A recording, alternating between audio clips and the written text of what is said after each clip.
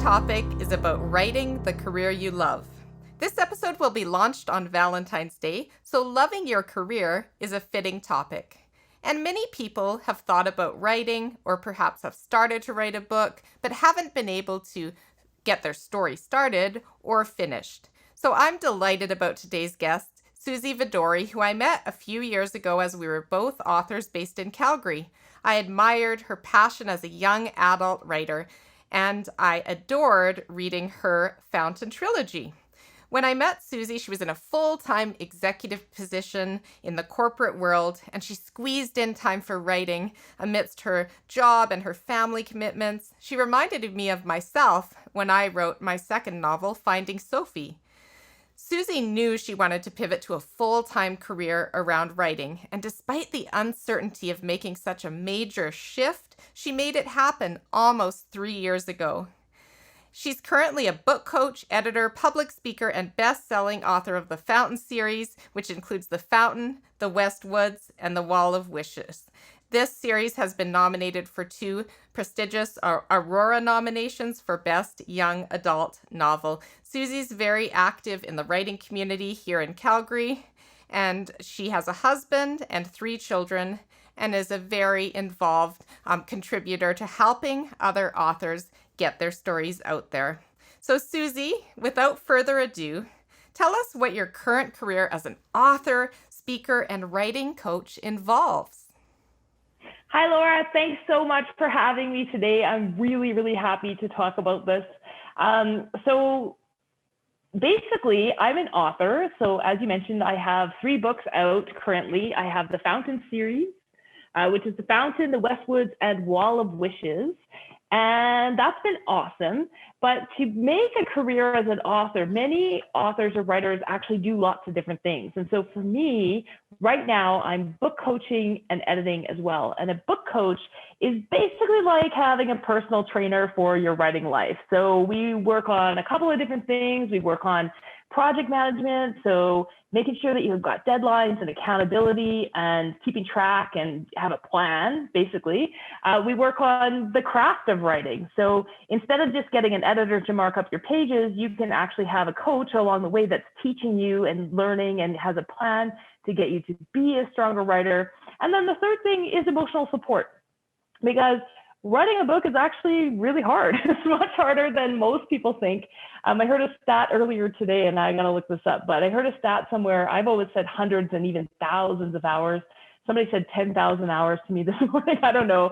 I don't know how long it took them to write that book, but it's possible, right? And there's ups and downs, and it's hard, and you get feedback, and you've got to really put yourself out there. And so that's the third thing that a book coach can really offer a writer, is that normalcy and that understanding that this is not an easy process, and that person that's going to always be in your corner and cheer you on to get it done.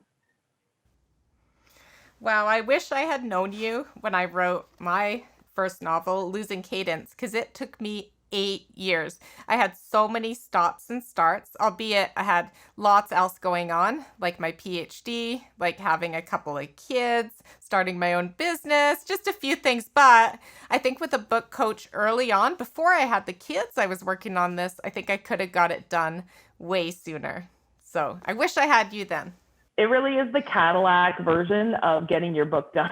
It is. It's a wonderful experience, and I'm so happy. I had a book coach when I finished The Fountain, and I think you're going to ask me about how I managed to do that. I did work with a book coach, and I'm just so thrilled to be able to give back to writers and to help them get those books that are exploding in their minds, like onto the page in a way that's going to hook their readers from page 1 all the way through to the end. Like, just get it done the way that it is in your mind, right?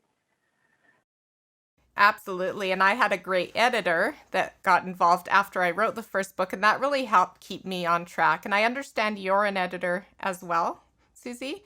So what's the difference between an editor and a book coach for people that may not know? Yeah, so an editor is somebody who looks at your pages, like you said, after the work is done. Now, me as an editor, I go a lot more in depth than a lot of editors do. I can't help myself. You get a ton of feedback, and you do get a one-on-one call to discuss it. But in a book coaching situation, you're working with the writer as they're going along. So when you get to the end, you don't have as many issues or problems or changes to make. So it's a little bit of a different process. One is working weekly together and developing that relationship. And the other, the editing, which I do still do, is taking a manuscript and providing feedback. And then the author or the writer goes back and works on that by themselves. I like the former approach best, but that is awesome. So tell us how you made the pivot from your successful full-time business career into this leap of faith to do something totally different. Yeah, I mean, it's one of the things that I am really, really proud of. But when the fountain came out, I mean, you said in your introduction that I had always known I wanted to pivot, and I mean, I did when we met. I knew that I was trying to get there, but I just always knew that I would write a book, and I was never thought that it could be a career. You know, growing up, I wrote lots of half books, which means I wrote half a book and then I stopped writing that book, like as a teenager, lots of half books. And so I didn't sit down and write my first full-length novel and complete it until I was on maternity leave with my third child. And she's 9, almost 10 now. So I sat down and I wrote what later became The Fountain. It took me 2.5 years to write it and 2 more years to find a publisher. And I did work with a book coach at the end, and that's how I finally got The Fountain finished.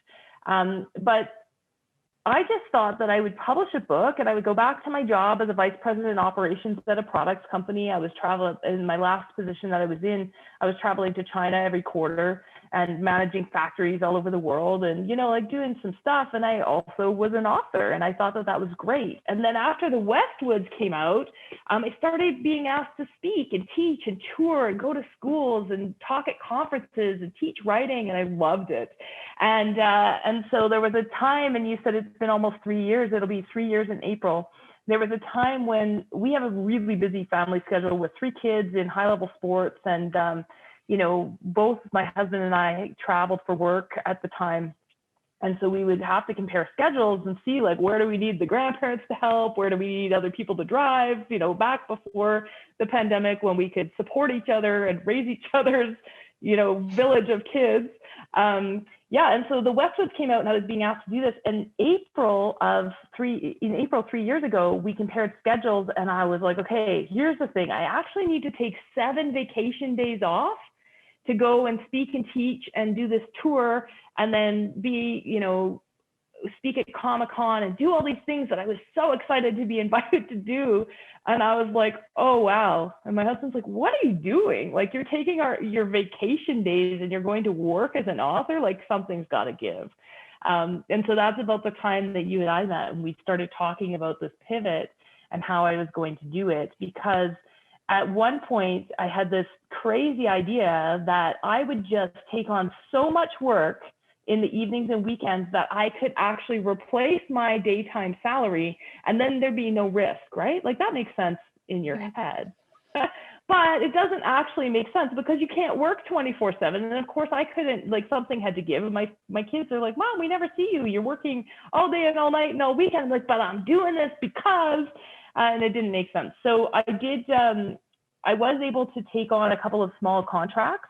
It just all kind of came together quickly at the same time that I was making that decision. I did take on a couple of smaller business contracts that were related to my day job and went part-time. And then I was able to build up the other. And then I was able to let all of that go. And now I do all things writing full-time. Here you are. It's just amazing where you've come since I met you a few years ago.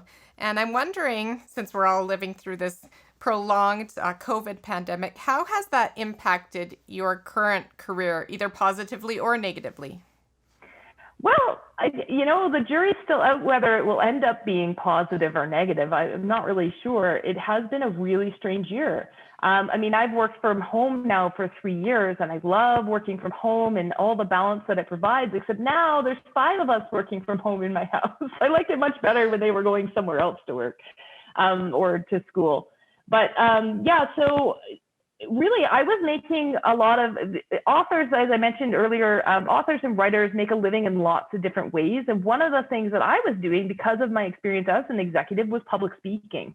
And so I was teaching and speaking and touring, and that was a big part of my income, was actually being out at events and making appearances and talking about writing and teaching writing. And all of that disappeared like overnight. And I just watched the dominoes fall, right? Like all of my hard-earned bookings for the next 6 months just canceled. And some of them did go online, but they, instead of a full day speaking at a school, it might be 1 hour and they were going to pay less, and it was, like difficult, and you don't get the same interaction, and maybe the kids don't show up, or like it's really hard to do that online, to move it online. So some of it was really good. But I just knew that I was going to have to, I could see that it wasn't going to happen. That it wasn't coming back anytime soon.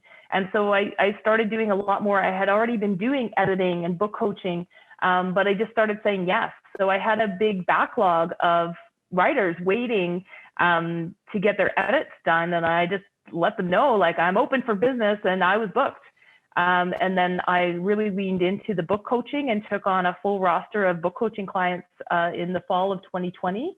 And yeah, that's where it went. So, and then the other thing that I'm doing right now is I've actually put together, because my book coaching practice is full, or almost full. I can, always squeeze a few people in that make sense, but I'm looking for ways to actually serve more people, because as I meet with writers, a lot of them, and work with manuscripts, a lot of them have similar issues. And I'm just so excited to share with them what I've learned in my decade of being in the writing industry. And I hear time and time again, oh my gosh, I wish I'd known that, or I wish I'd known that before I started. And so I'm actually putting together an online course for fiction writers, which shares all of the boot camp. It's called Wicked Good Fiction Boot Camp. And it shares all of those lessons that I've learned over the years that I'm teaching my book coaching clients over and over again. So making it accessible to more people. So I've completely pivoted again this year and changed what I'm doing. Is it positive or negative? I mean, it's been fun. It's a little bit scary because it's new again, but hey, I'm still here and I'm still doing it, and people are responding really well, and I'm busy. So I'm not complaining, and I don't think, I don't know, I think when the pandemic's over, it's going to be interesting, because I don't think I'll go back to doing as much of the in-person events and things that I was doing before. Maybe more of a mix, right? Getting out of the house more, but maybe, capitalizing on all the online work, because I'm guessing you're helping writers from all different locations outside of the city as well now. Yeah, absolutely. Yeah, my book coaching clients are all across North America as well. So, and that's the thing with this online world. Now, is it mostly fiction because that's what you've written, or do you also support nonfiction writers? Yeah, so I actually support both in my book coaching practice. So I write young adult fiction, and specifically fantasy, but I support a bunch of different genres in fiction, and I also work with nonfiction writers. And that's actually a really interesting question, because of my business background, and because I had so much business writing, it just was a natural fit. And they find that there's a lot of people out there that have a book in them, that want to write a book to support, a nonfiction book to support their career.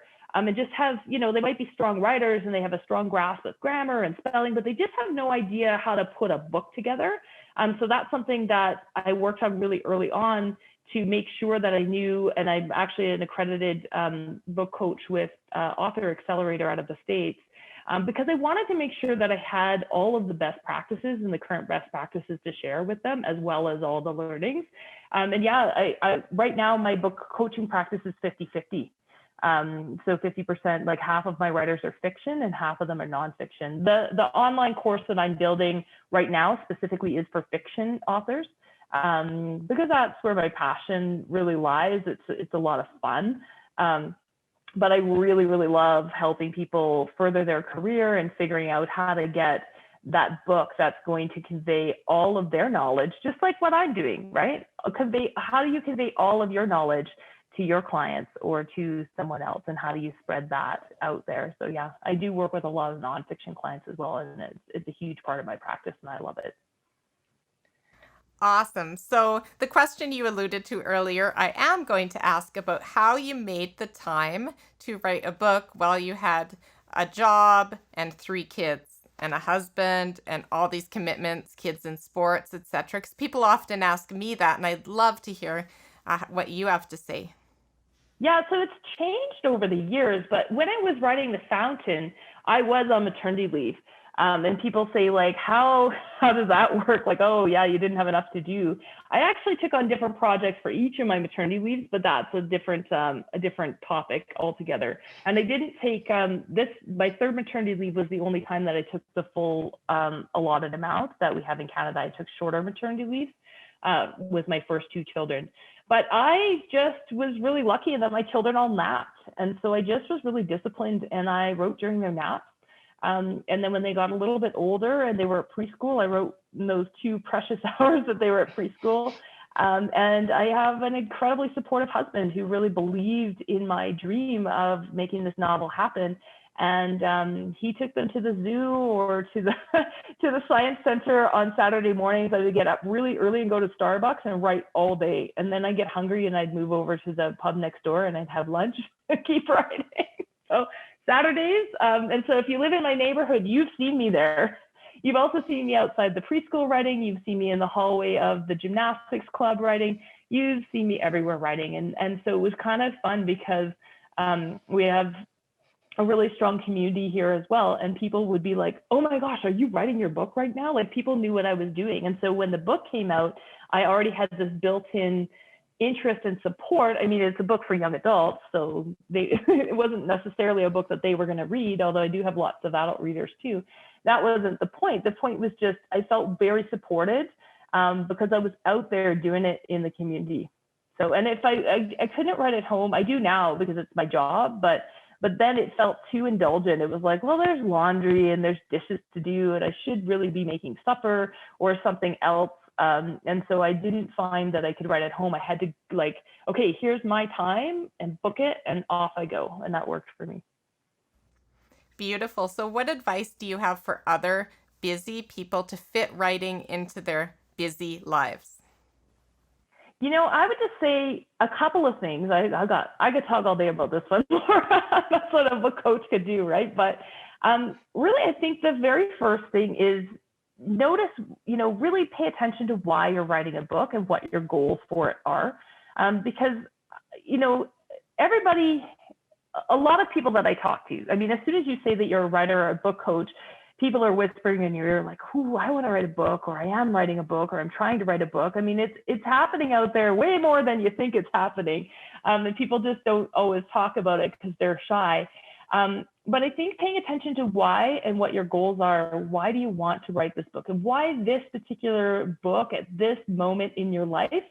Because it does take a huge commitment, and if you're not really clear on why you're doing it, I say if you don't love it, don't do it, because it is a lot of work. But if you really, really want to get it out there and you can articulate that, then just schedule the time and make it happen. Find out, pay attention to your own habits. Some people like to write every day. Some people write in spurts. I write in spurts. There's weeks when I won't write, and then there's weeks when I'm writing like 24/7. That works for me. But pay attention to your own rhythms, and especially if you're a busy person, be kind to yourself. There's all these programs out there that are like, write a book in 30 days or write a book in 90 days. And then people put all this pressure on themselves to get it done. But really, if you take the time and write at your own pace and keep going, as long as you're making progress, you'll get there, and your book will be way better than if you tried to cram it all in, and you won't burn yourself out.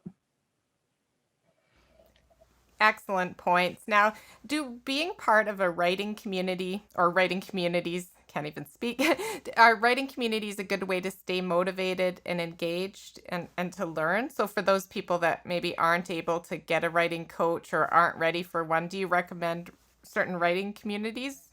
Absolutely. And when I wrote The Fountain, I did it largely on my own until I worked with a coach later.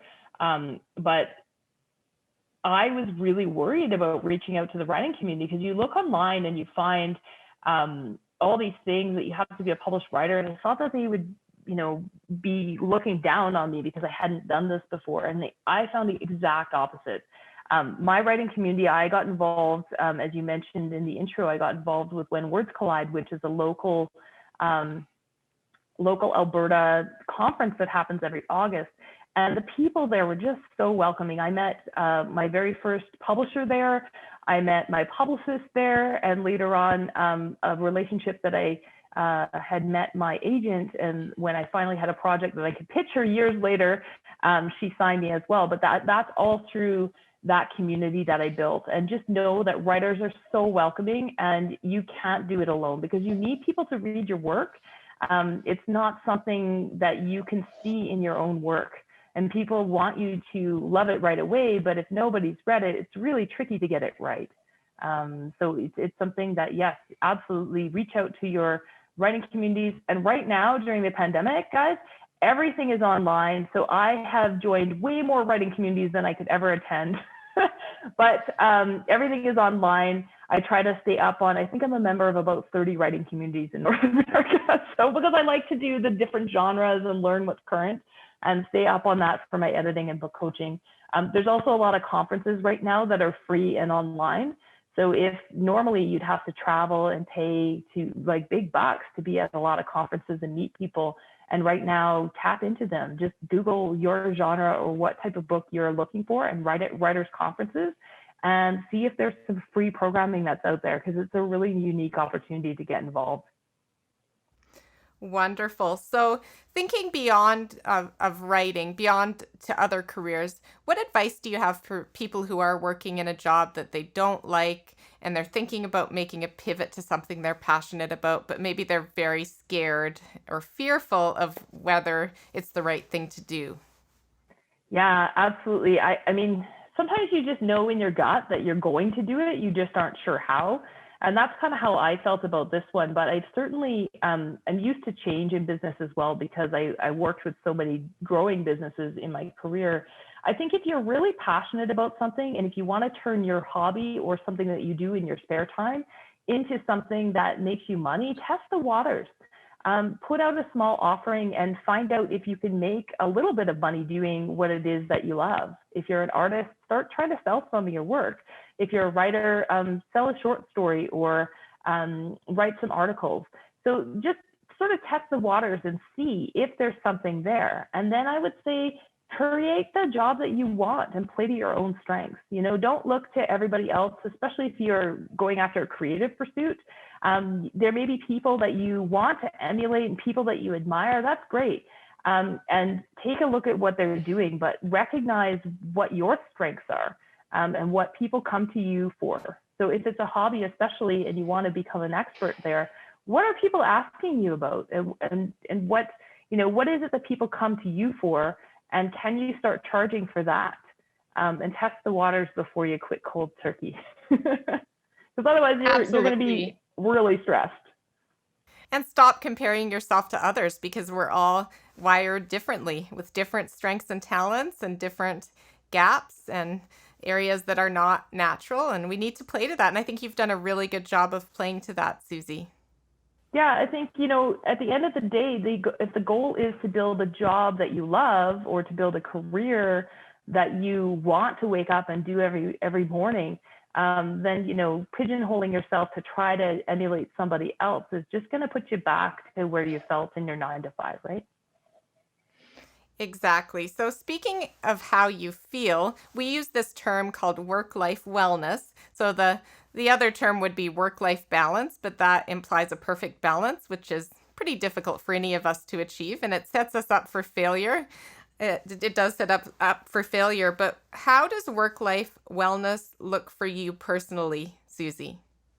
Yeah, that's a really good question. And I think this year more than any, it's one that's on a lot of people's minds. And the topic today on Valentine's Day is about writing the job that you love. And so when you create something that you love, or you turn a hobby or a creative love into your job, I could literally work 24/7 and I'd be okay with that maybe. But my family, I miss my family. I think they'd not be very happy with me. So work-life wellness for me really is about trying to free up more time to spend that with my family, to fuel myself so that when I am doing my job, even though I love it, it's hard to continually give and to continually write and to continually be creative and support my clients and all of those things if I'm not looking after myself as well. So just really paying attention to the energy that you're giving out and making sure that you're spending time for yourself to replenish and spending time with your family to replenish as well. That's what, that's how I gauge my own work-life wellness. And what has been the greatest challenge that you've faced with your own work-life wellness? I mean, maybe it was in the past, maybe it has something to do with the pandemic, but what's been the greatest challenge and how have you dealt with that challenge, Suzy? Yeah, I mean, I think for me, I would give up. I think at one point I made a conscious choice to give up exercise because I didn't have time, right? And that's not a good, healthy thing. And I know that it's one thing that comes naturally and normally in our busy life. It's there. And then one day it wasn't because I was trying to work around the clock to do this pivot. So that was a hard thing. So for me, the biggest challenge is really fitting that in, and especially during the pandemic. My sports are, swimming is my main sport. So there was a period of time in the fall when the pools opened again and very safe, went with everything on. But yeah, I would go at 7 o'clock in the morning just to get that in and out of the way so that I could do it. And even when I was working as an executive, I would run at lunch, or if there was a gym nearby, I would go to the gym. Just to try to get that in during my workday, because I know I'm not going to want to do it at the end of the day. I'm going to want to hang out and spend time with my family and relax. So for me, the biggest challenge in that balance is making sure that I'm getting exercise in during my day, because I could literally sit and write for days and not get up. And that's a big joke in my family, because I mentioned I write in spurts, and there's weeks when I'm writing where my kids think it's this huge joke. They come home at the end of the day and they look at my watch and they can tell how many steps I took. And sometimes it's not even, it's 3 figures. Because I got up for lunch, which is steps to the kitchen, and I got up for water, and that was it. So I putting movement into my day is really important. And that's been my biggest challenge. There you go. And we talk about the importance of fresh air even. So I think getting outside is so important. But in our climate, there's certain weeks, like this week in particular, Suzy, it's been so chilly. So it's I'm only the thinking, bravest of souls that get their butt outside to I walk. don't think I've been But, outside today. I'll but go I think outside just after that this. My husband will make the sure he fresh walks me. I'm like air, his dog. the fresh air In is the such summer, a, yeah, in the summertime, I actually work outside a lot. I've got a front porch and a back deck that are both set up with working spaces. But again, I'll park my butt there and literally not get up when I'm writing. But yeah, I work outside a lot in the summer, which I love. that is awesome. So if you could gain an extra 8 hours or so every day because you didn't need to sleep, what is it that you would do with that time? Oh, that's a really good question. I might sleep anyway because I actually like to sleep. I think that a lot of, even if I didn't need to sleep, I might still sleep. I find I resolve a lot of things in my dreams. But yeah, I think I would travel more. If I didn't need to sleep, I would probably spend that 8 or 9 hours that I normally sleep moving around the world, because I don't like the travel part. It takes too much time. But yeah, and then because I can work anywhere, I take my family, but I can work anywhere. I'd probably travel at night. And I mean, we did this. I don't know if you've ever backpacked, but my husband and I, when we were first out of university, we backpacked a lot, and we would literally book an overnight bus ride just so that we would save and we wouldn't have to pay for the hotel. I think I'd travel at night, and then I would be somewhere fresh in the morning and get to explore, and probably. That's so funny. My girlfriend and I went to Europe when we were 19 and we cheaped out. So we took an overnight train and landed in Florence, Italy at 3 in the morning. you know, You're like, oh yeah, that two wasn't so fun. 19-year-old Now what, right? girls. Yeah. Yeah, it was funny. It's like, oh, that was maybe a little dangerous, but um but anyway, yeah, so I ask that question to all my guests, but I was just thinking about myself. I would write books if I had that extra time because that's not something I'm having much time for right now, but I have other books inside me, so they're kind of waiting there. I can't They're wait to hear waiting there all to get about them, out. Laura. Yeah, and I think Yeah, and that's I have a couple of like fiction and nonfiction, and I just think, oh, I need to open space for that in the next, couple of years, and I will. definitely, but that's something that happens when you shift to, make that career that you love, is those things that you were trying to fit in on the outside are now the things. I mean, I get paid to read people's books, right? So I don't actually read that much anymore because I'm reading all the time. My husband, at the end of the day, he's like, I'm just going to read for a while. I'm like, I am not going to read. Because you get to do that during your day, during your workday, and I get to write during my workday. And so, yeah, so it kind of shifts a little bit there because it doesn't become a hobby anymore. And so, yeah, you got to get new So hobbies. my fun Yeah, exactly. So my final question for you is if you could have one wish for a better world when it comes to work and life and kind of what's happening with our work and our lives in the world today, what would it be? I think what's really been interesting about the pandemic is that people's priorities are shifting. And I know that, mine shifted several years ago, but I really love the direction that it's taking where people's lives and their wellness is really important. Like stay home when you're sick. And I mean, I've worked on Wall Street. I've worked in some corporate in Toronto. I've worked in lots of different places where you kind of had to just soldier through, and there was no space for taking that time or recognizing that you had something going on with your family or whatever else. Especially as a working mom, I had to hide that piece of me because if my kids were sick, I couldn't just. I mean, they get sick, right? Mm-hmm. It wasn't never me that would take the day off. It was my husband or even my husband's family that would take the day off, because for me it was like, then you'd be seen as that mom. I think that isn't putting her career first. I think that it's been really interesting this year to see how that's shifting and how workplaces are respecting that people have a lot going on. It's been a long time coming. And I think that it's shifting to be more personal that way, where it's okay to share that you're not having a great day, or it's okay to share that something's happening with your family, and that we can work around that. I'm really excited to see, because I think that that's going to persist. And this more caring or more involved workplace, it almost feels like it might have, 80, 90 years ago, when you knew your coworkers, because people have to share this right now, and you're having different conversations about the choices that you're making around your health.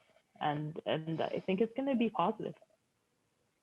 Yeah, and I say that there's no better time than now to be in the field of psychology and Yeah. organizational psychology in particular, because the world of work is greatly changing and advancing and shifting. There's this great shift when it comes to organizations and the psychology within organizations, which is all about the people.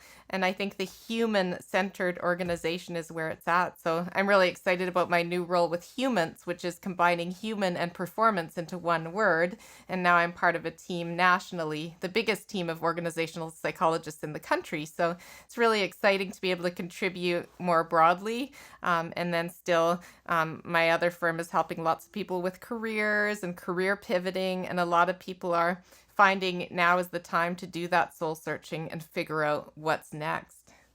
Yeah, I mean, I'm absolutely fascinated to see where this goes. As an executive, I manage teams of hundreds in some companies and whatnot. And I've always just really been keyed into trying to play to the employee's strengths and figure out how to make their lives better by work and how to balance that. And so, yeah, everything that you're saying sounds really exciting. I think that it's probably what drew me to being a book coach as well, because part of that is figuring out that space is, yes, we're writing a book, but we're also pursuing a dream. And how do you put all that together in a way? And one of my clients shared with me recently that she had a life coach, but that I was providing that. And I was like, no, keep your life coach. So, because we're working on all these things, and she's built her author persona, and she's doing all these things, and it's helping her business because now she's doing all these other things that I'm coaching her on as well. So it's been a lot of fun. I really enjoy that part. Beautiful. Well, I've really enjoyed this conversation. I love how we covered some ground when it comes to writing the career you love. So each of us has a career and a path, and it's up to us to write how that journey and that path turns out. And I think, Suzy, you're a great example of someone who has done that and done that just beautifully, made that transition and taken that leap of faith. And also, I think this episode is very useful for those who are writing a book, wanting to write a book, have written a book and done nothing with it. I mean, there's a lot out there in terms of different people wanting to write. And I just hope this is inspirational, that if people like Suzy and I can carve out books amidst our busy lives, then you can too. Absolutely. Do it. If you have a book in you and you want to get it out, don't be scared. Like, look that fear in the eyes. Figure out how to get it done, because the world needs all of our voices, and the world needs your story. And if it's burning a hole in your brain because that it's going to work out there, then find a way to do it. And you never know where it's going to lead. And you've inspired me sooner than later not to put off my next book. So thank you. I really needed that, because there's never going to be an ideal time, not anytime soon. There wasn't before. Right. Yeah, unless you get that sleepless thing where we don't have to sleep anymore, then that would be. Well, we're still trying to work that out. We're depending on the medical field for that. Anyways, thank you. It was a great pleasure having you on today, Suzy, and stay well. Thank you, and thank you for all the work that you do to make people really aware and to help them balance everything in their lives. My pleasure. Thank you so much for joining us today. If you found this content useful, please share with others who may benefit, and engage with us on social media. In the podcast summary, you'll find links to my psychology practices, Work Evolution, Canada Career Counseling, and Synthesis Psychology for more detailed information, articles, and tips. I hope you have a wonderful, healthy day, and thank you for joining us.